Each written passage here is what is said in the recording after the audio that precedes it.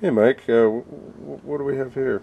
Well, this is an email I received from a man who believes that he was tracking a Bigfoot. These are photographs he took of the footprints he found. This was at about 7,200 feet up in the mountains in the Sierras. Um,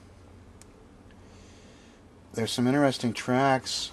You can see the toe impressions, and it almost gives the impression of three toes, although there could be some others that just aren't showing up. Um, but he's got several photographs here, and this is a pretty good one. That looks like it's got more like four toes at least.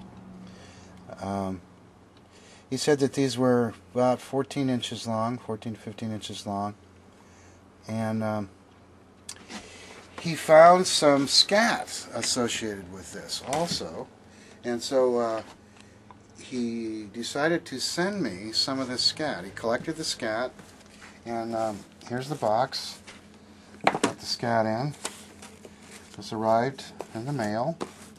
Here's a photograph showing some of the scat that he discovered.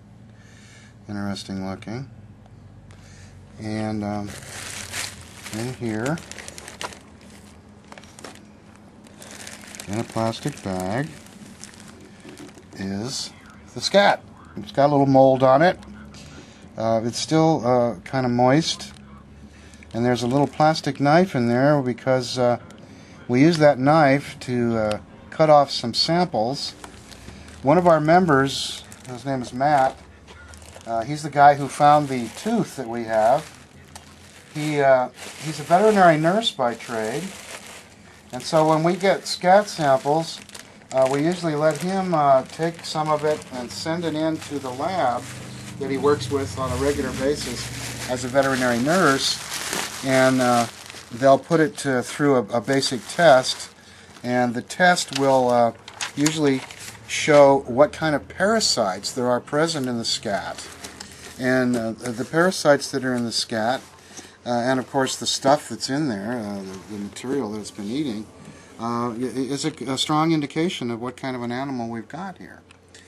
So Matt came in the other day and took some samples of this in a nice clean glassine envelope, and he's going to send that out, and then we'll see what happens, and what kind of parasites are in there, and if there's anything that can be gleaned from that information. I know that people do get DNA off scat from time to time, but usually the scat has to be really, really fresh to do that. And I think this is already too old for that. And besides, DNA tests are pretty expensive, and I'm afraid our museum right now doesn't have enough cash on hand to afford such a test. Maybe in the future, with some more funding and some help from new memberships and things like that, we'll be able to do a better job of getting these things tested, with a little more alacrity.